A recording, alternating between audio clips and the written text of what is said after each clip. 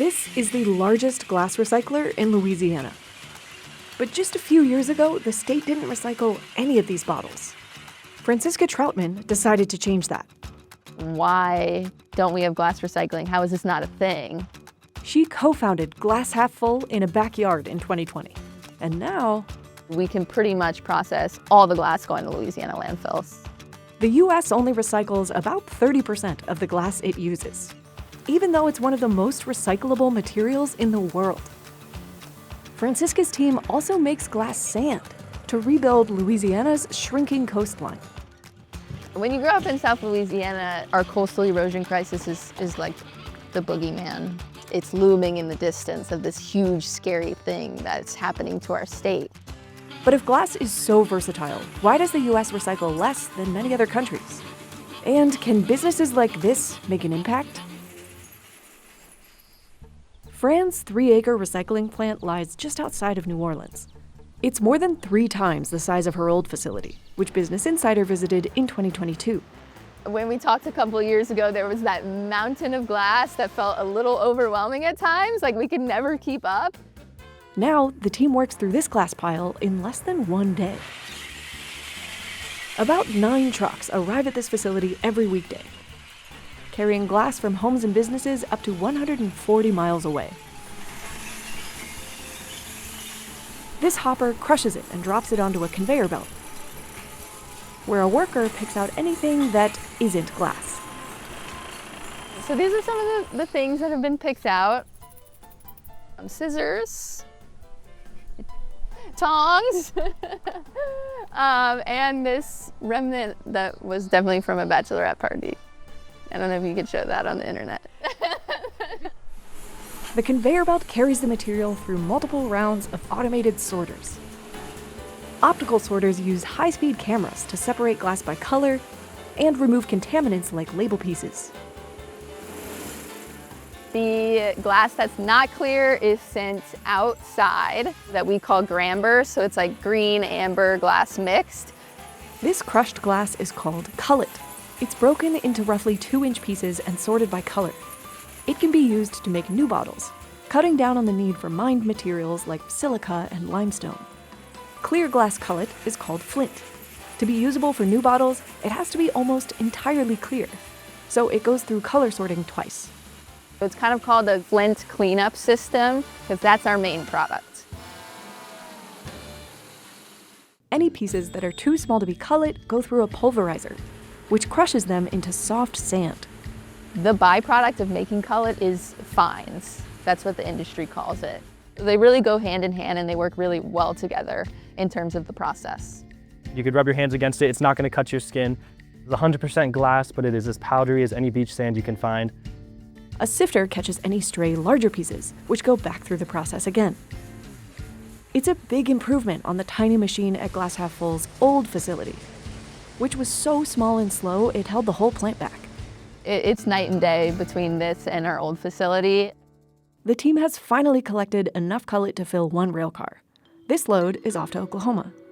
It didn't make sense to truck that material, just economically and environmentally. And luckily we found a partner that had rail access. Its final destination is a bottle maker, Anchor Glass Container, which takes in hundreds of thousands of pounds of cullet each day. Today, Fran is touring the facility for the first time. Is that a bottle in the cullet? Oh yeah, so like there's still like a little bit of a barcode kind of thing in there. So it's been basically since we started 5.5 years of building up the glass recycling system down in New Orleans in order to make this work. Inside the plant, a 2,800-degree furnace spits out molten blobs of glass called gobs. Shears automatically cut it to the exact same weight every time. Oh, my favorite parts are the glass globs. Say that over. The molten glass gobs. Say that 3 times fast. The gobs travel to a row of molds that press them into a bottle shape. Some of our machines will make as many as 300, 400 bottles a minute.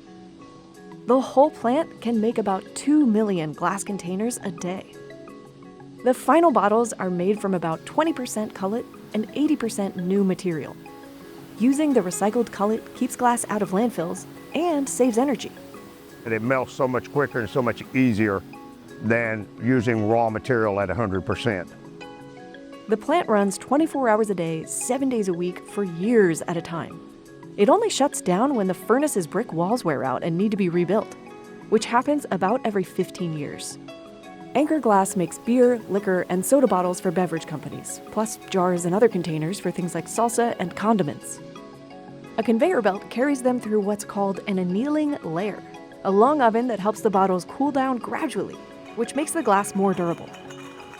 The other half of the plant is the cold end. A sprayer applies a food-safe coating, which helps the bottles move along the line without scraping each other. Cooled bottles go through quality inspection before they're packed onto pallets and wrapped in plastic for safe shipping. At the bottom of bottles, you can see who made it. So now when I'm in New Orleans, I can go on the shelves and see if there's any Anchor Glass bottles, and then maybe my cullet's in there. You never know. They might even end up at the famous Hotel Monteleone. Its landmark carousel bar has been a staple in the French Quarter for decades. The carousel bar has been spinning since 1949. I think a lot of people get a kick out of the fact that you'll start in one place and before you know it, you're in a totally different place. The hotel is one of Glass Half Full's biggest suppliers of glass. 2024 alone, we went through nearly 500,000 pounds of glass, which is quite a bit. We're certainly doing our part to help the environment. Before they partnered up, all the glass went to a landfill. Now, the team collects the glass in these blue bins, filling up about 2 of them per day. I don't think anybody truly comprehends the amount of garbage and glassware and other things that end up in landfills until you start separating it and seeing it for yourself. A Glass Half Full employee picks up the bins 3 times per week. The local government does not offer glass pickup, partly because there aren't enough recyclers in the area to send it to. The key is collection. So for us, we're only able to collect what we physically collect down in Louisiana, Mississippi, and Alabama. Residents can drop off their containers at Glass Half Full for free, or they can pay to have it picked up. About 80% of Americans have access to curbside recycling at their homes. But not all programs take glass, because it's expensive to transport and process. And even in places that do collect glass, it's often mixed with other materials. If it breaks in these mixed bins, it's hard to separate out and might be too small for recycling. Overall, the U.S. glass recycling rate is about 31%, and the rest mostly ends up in landfills. But states with deposit programs that pay people to return glass containers tend to have much higher rates, about 63%. Belgium, Slovenia, and Switzerland recycle over 90% of their glass. And they make companies that use glass containers pay a fee to cover the cost of recycling.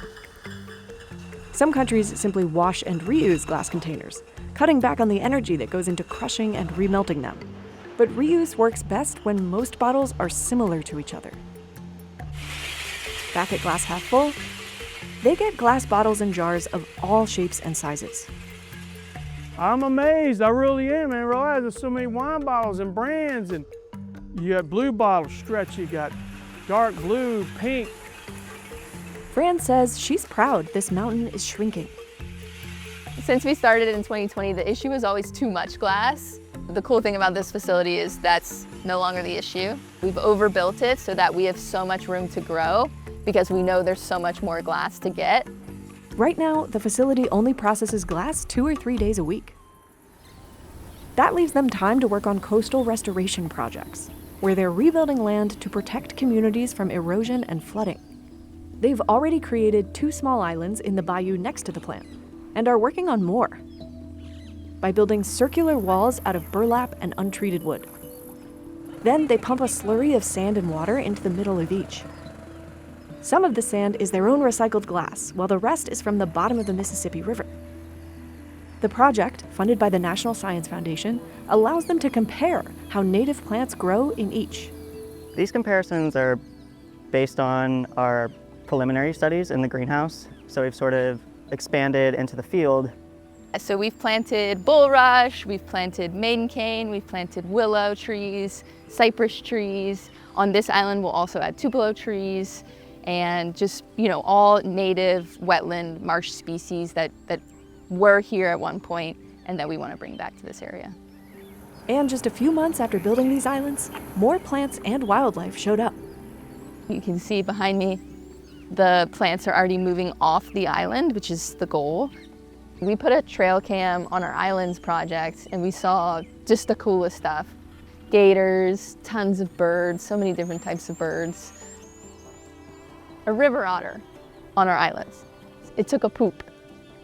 Wildlife like this can lose essential habitat when a large storm comes through, turning wetlands into open water. Everyone feels powerless against it. Researchers estimate Louisiana has lost more than 2,000 square miles of coastal land since 1932. There are many reasons why, including engineering decisions made more than 100 years ago. Canals built for oil and gas exploration brought in saltwater that destroyed freshwater ecosystems. On top of that, New Orleans is surrounded by levees and dams built to keep water out, but they also keep out the sediment flows that naturally replenish the land. So the coast keeps shrinking. We knew we could use sand locally for things like coastal restoration and helping to restore and protect our beautiful state. Fran and a team of volunteers want to build the coastline back. Back in 2022, they partnered with the Coalition to Restore Coastal Louisiana and U.S. Fish and Wildlife Services. Together, they restored a wildlife refuge called Big Branch, which was hit hard by Hurricane Katrina in 2005. These sacks from local coffee roasters are filled with 35 pounds of sand made from their crushed glass bottles. They layer the sandbags in a line and plant bulrush shoots. The idea is that by the time the bags biodegrade, the plants will take root, creating new land. The restoration team says they know this work alone can't solve the state's enormous land loss problems. We hope to just be a small part of the total solution to help bring back our wetlands and protect our coast. More than 3 years later, this new land is still holding strong. And satellite images show it continues to grow. It feels unbelievable, honestly, going back to places that were open water and are now filled in marsh. To see a crab and be like, yo, I helped bring back this place that you're now molting in. They never would have been able to do that, and they're just chilling. They have no idea.